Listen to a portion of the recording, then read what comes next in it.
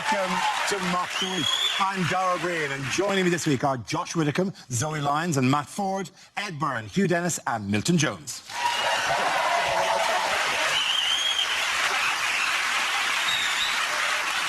We start with a round call. If this is the answer, what is the question? On the board are 6 categories. Matt, which category would you like?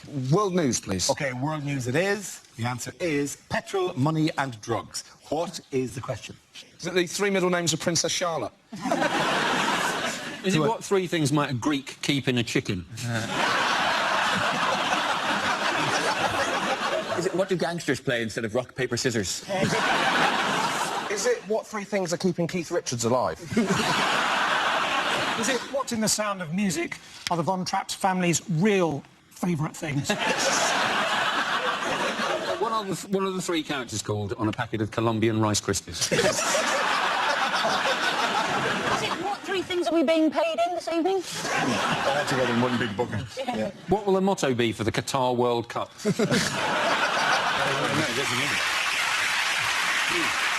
Is it complete the song? Hugh Pew, Barney McGrew. That's scam. That probably Sounds sounds a much better song, wouldn't it? It would have been very good.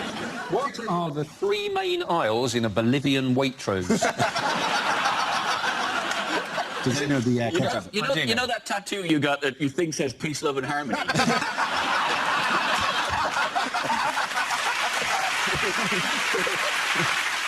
Is it to do with Greece? It is to do with Greece? Is it what 3 things that they wore in Greece are about to run out of? Very good. Thank you very much, Ed Byrne. That's excellent. Yes, the question I was looking for is what items are at risk of running out in Greece after Sunday's crucial vote on the EU's bailout terms. This is news as 61% of the Greek population voted against accepting the strict austerity measures proposed by the EU. There's now a real risk that the country will run out of money, fuel and medicine. So what does it all mean for Greece? It's ridiculous now. The whole thing is just going on. It is like a soap opera. I don't watch the Eurozone crisis now day to day. I wait till Sunday and I watch the omnibus of it. This thing of just referring to the Greek exit as Grexit, it just is like, are you in that much of a hurry that you couldn't say a 3rd syllable? If the British exit happens, it's going to be called Brexit. It sounds like a cheap form of Lego, or what the Greek Prime Minister does every time he meets Angela Merkel.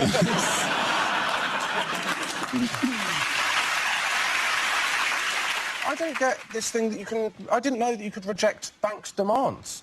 If I'd known that, my whole life would have been different. If I'd been able to go to the bank and go, well, I do owe you 10 grand, but I really like my lifestyle.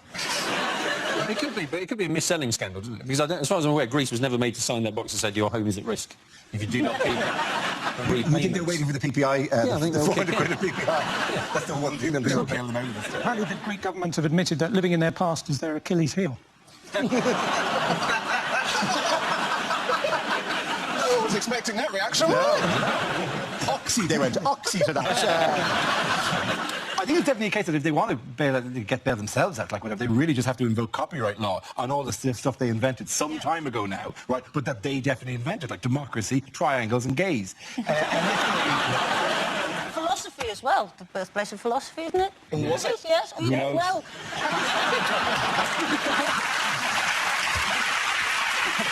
Why do you think that there is a professional philosopher at home going, that's not what philosophy is? Not just going, or is it? I think there's a lot of opportunities in Greece, actually. I'm going to start a band called Cash Machine, because people will be queuing around the block.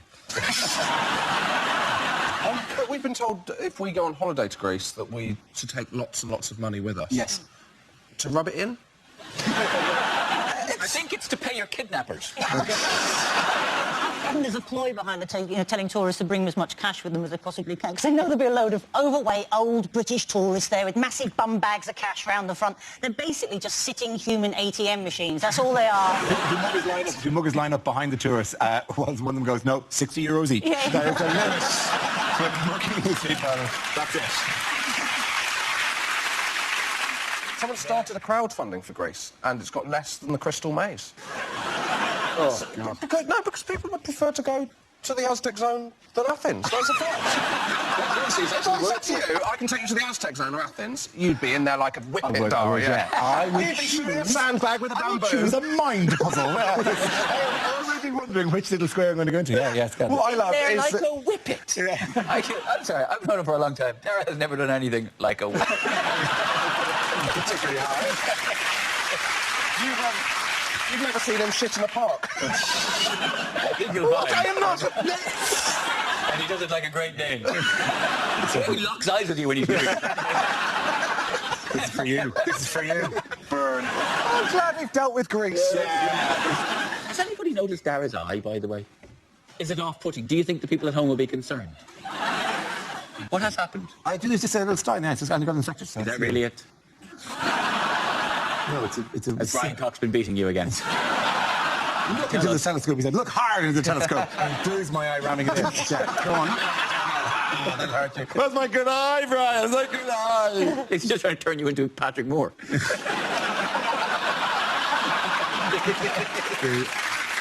I'm so worried they get me an eye patch. Not like this would be, because this would be much more subtle if I played that. I presented the entire show like that because I've got a tiny infection in the eye. To be fair, I have a secret desire to have an eye patch. I don't want to ever lose an eye. That's not how much I want to have an eye patch, but I think they're cool. Yes, something massively impressive because a guy with an eye patch, shit has happened. Because also you can do this. Sexy. Play the final part of undressing in a sexy way. We're going to take off the eye patch and what? Take my eye. In other news, what do doctors want us to stop using? They're waiting rooms to sleep in. People taking helium, and they enjoy it, and they speak very highly.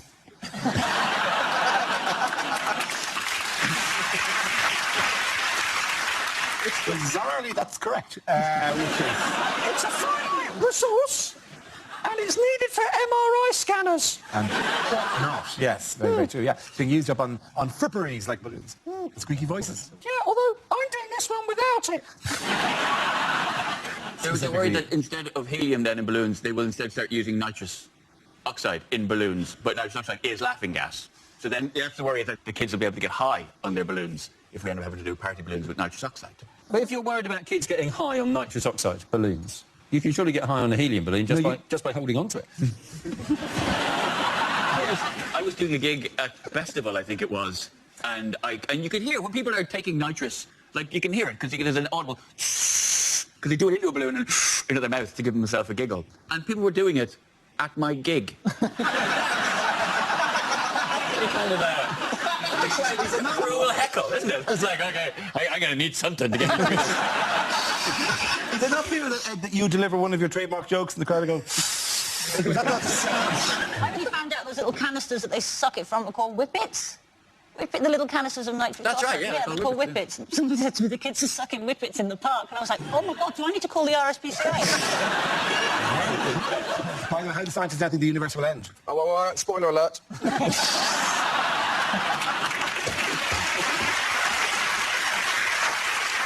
There's a thing called the Big Rip. Yes. The universe is sort of is accelerating so fast and getting faster and faster and faster that eventually it will just rip itself apart. Yeah. Is that right? And that'll be the end. I just think that how do scientists now think? What other nonsense have scientists just made up? And what might happen 20 billion years from now when no one's around to say, oh, you got that one wrong. It's just nonsense that his mate Brian natters on about to keep himself siphoning BBC funds.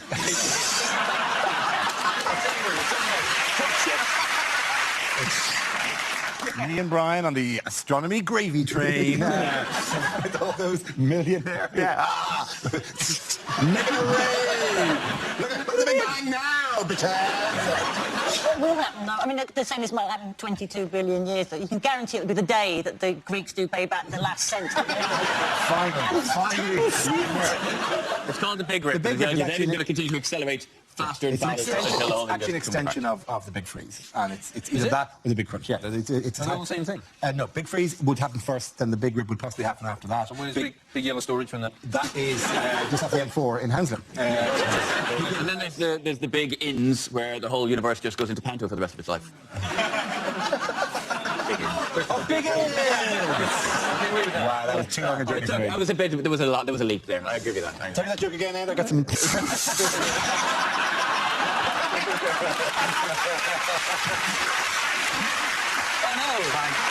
Now they're going to have to broadcast my bad joke for your good joke. Worst thing that happened to a comedian. You pick on Brian Cox, you pick on me, right? That's the way this works, my friend. At the end of that round, the points go to Matt, Zoe and Josh.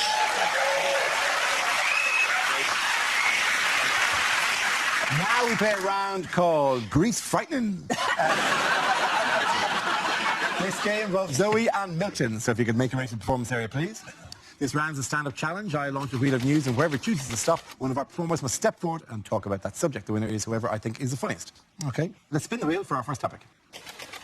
And the topic is exercise. We all know we need to do more exercise. I mean, we've now got the fattest kids in Europe. I'm not going to make fun out of obese children. I've learned not to do that. They will come down on you like a ton of bricks. I didn't like exercising as a kid. When I was a kid, I was made to go swimming in a pool that had a Veruca pool before you got into it. The Veruca pool. Do you remember the Veruca pool? They actually called it the Veruca pool. You can't encourage children to walk in something that's called a Veruca pool. It's like offering somebody the use of your chlamydia flannel, isn't it? Try and exercise a bit more now. I've started doing yoga because apparently it increases your flexibility and spirituality, and I've got to be honest, it's pretty good. I'm now so good at the downward facing dog, I have on occasion caught glimpses of my own third eye.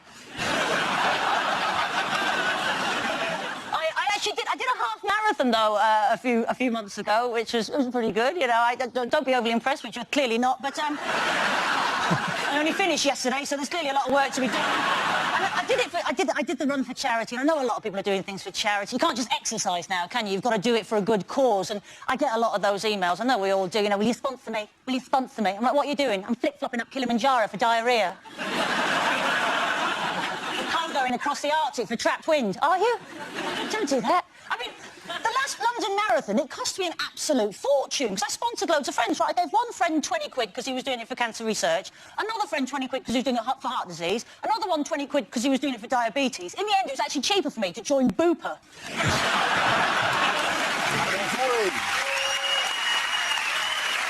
Okay, that leaves us with Milton. Let's see what you've been left with. Let's spin the wheel.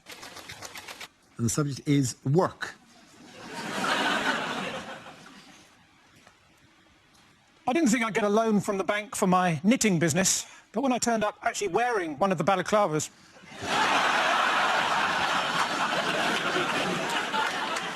I used to be a weatherman. In fact, does anyone want to buy a broken barometer? No pressure. If there'd been a mix-up, my uncle could have ended up as the next president of the United States. He's an undertaker in the army, or Barack Obama.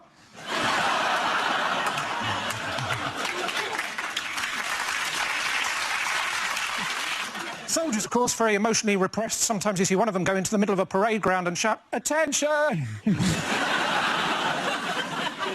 What he needs is a hug. Well, that's what I thought. My dad, he was a soldier, so of course as a family we were always moving around a lot because he used to use us for target practice. 6 hours I had to wait in the other day for the electrician until he opened the cupboard under the stairs and I was able to leap out at him. I remember when I was a policeman, I was asked to seal off an area and I went, "Arr." It's all right, thank you. Well done. Come on back.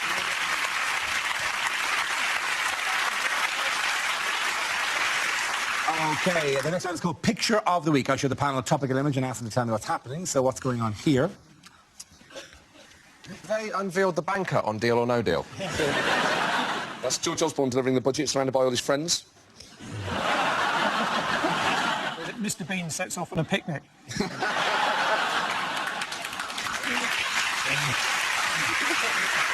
Is the caption quite simply, Osborne's trousers too short?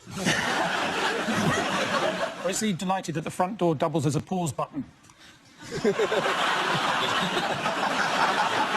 Is it George Osborne with his budget box and he's delivering the budget this week? Yes, it is.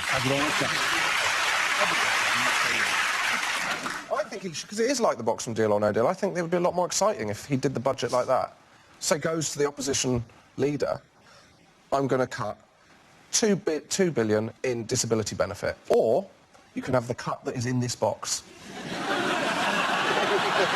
Deal or no deal? He can could have a phone ringing next to him. Oh. That'd be bloody Brussels, I imagine, wouldn't it? The way things are going. Yeah, sure, they make all the decisions around here. Yeah? Yeah. Josh, right, this show's going to lurch to the right. Every budget in my lifetime has unravelled in the weeks afterwards. So they get the one big hit, and one says, oh, actually, this sounds all right. And then it unravels. If you're going to lie in the first place, go triple large on it. Turn up in the comments and say, you know what? We've nailed it. We are all millionaires. That's right. No one's skint anymore, and we've solved poverty. And then at least have one day where people go, Osborne is a genius. Just have the one day where you feel like a legend. I think that's where Greece went wrong, though.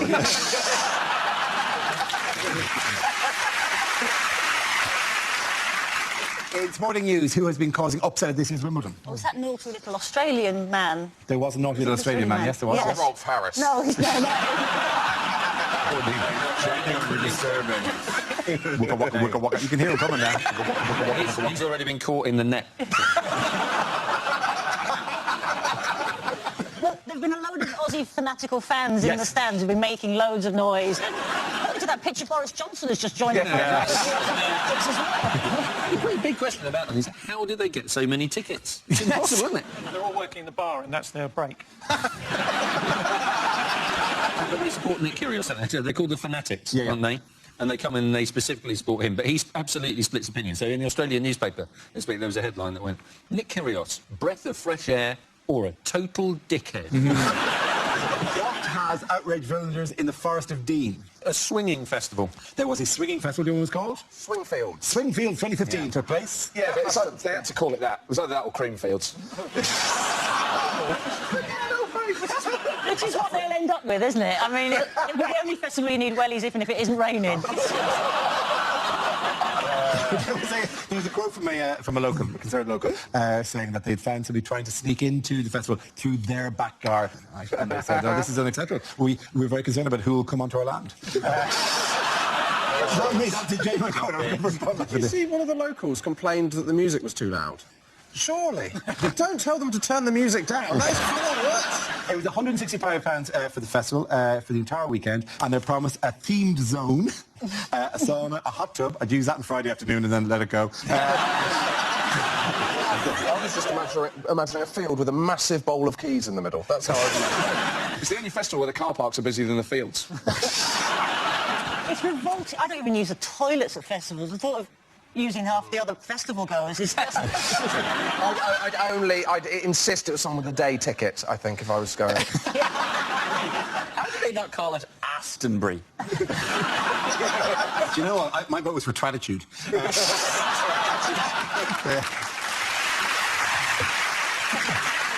And in fact, the most popular queue was for the pulled pork stand.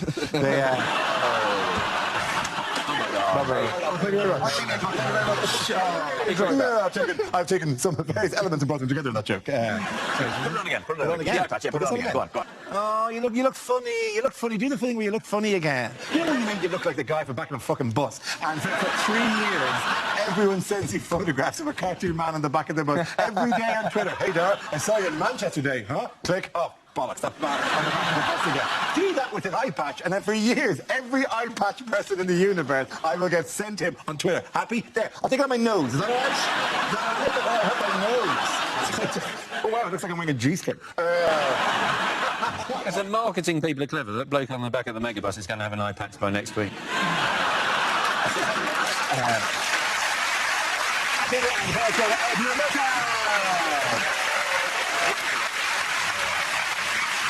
Now we come to scenes we'd like to see. So if everyone can make their way over to the performance area, I'll read out this week's topics and then we'll see what our panelists can come up with.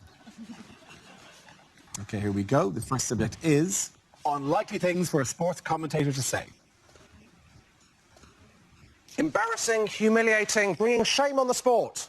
Welcome to Wimbledon Today with me, Claire Balding. And it all comes to this. After years of training and preparation, I'm commentating on the Puxy water polo. Mo Farah has apologised for his association with substances that the British public regard as abhorrent and has said he will never advertise Quorn again.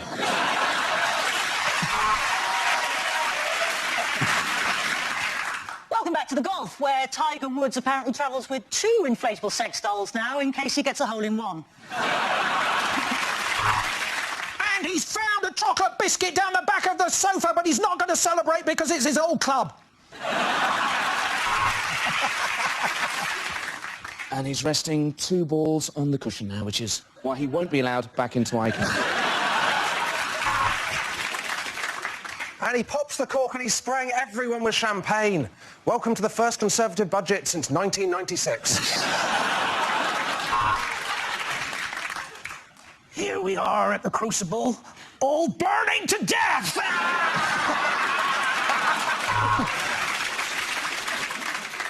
Well, that was the speed skating, and now crack cocaine curling. The American and the Russian are out in front, and here comes the Finn. Yes, they're going to swim a lot faster now. The shark is chasing them. And so they brought up a curtain around the horse that fell earlier, but no, we've got good news. He's moved to a farm in the countryside. Well, here we are at the Rugby League. It's tough, man. It's better than Rugby Union, and at the same time, ever so slightly more gay.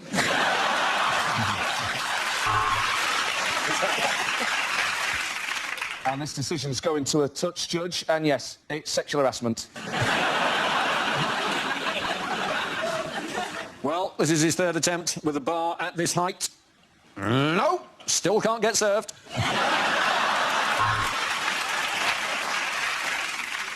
And here come the 2 Red Bulls, which is what you'll need to keep yourself awake during Formula 1. I'm joined here by Balding, or Alan Shearer as he likes to be known. Raikkonen now on Supersoft. The Viagra simply not working.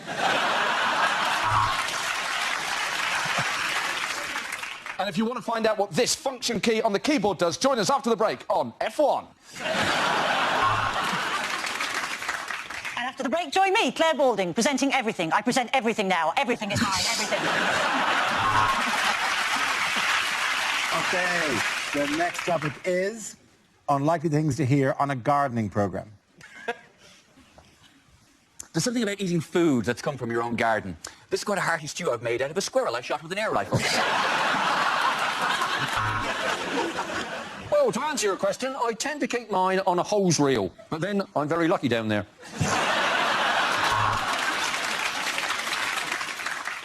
These pine trees smell suspiciously of air freshener.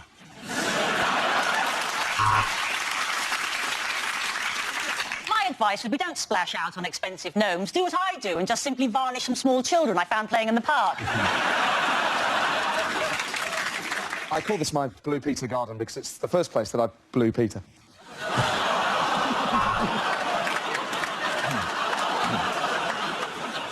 Remember, the trick is to get your pitchfork right through it before you take it and throw it back over the fence. Well, we've had a letter from Mrs. Smith of Epsom who's asked us to identify something that she has found in her garden. Well, Mrs. Smith, there's a dog turd.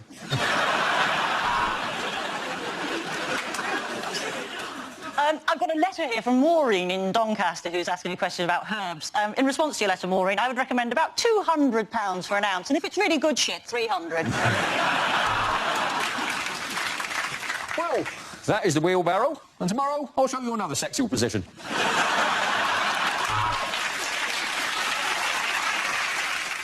So it's quite simple to take up an old patio. All you do is... just leave it. Just not talk about it ever again.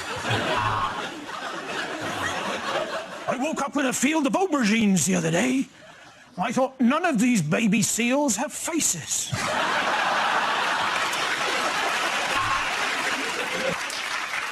Right, welcome to the UKIP garden. Sod the lawns, let's concentrate on them borders. So you could use a lawnmower or a strimmer, although I would recommend waxing.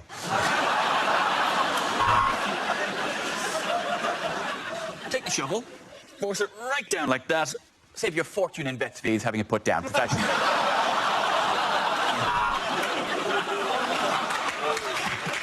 Oh, I've been attacked by pineapples!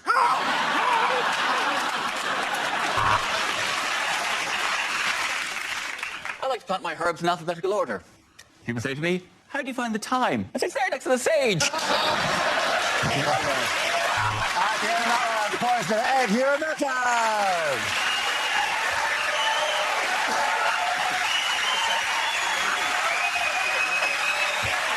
And that's the end of the show. This week's winners are Josh Willicombe, Zoe Lyons and Matt Ford.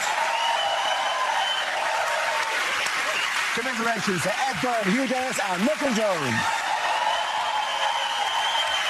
Thank you for watching. I'm Darrell Breen. Good night.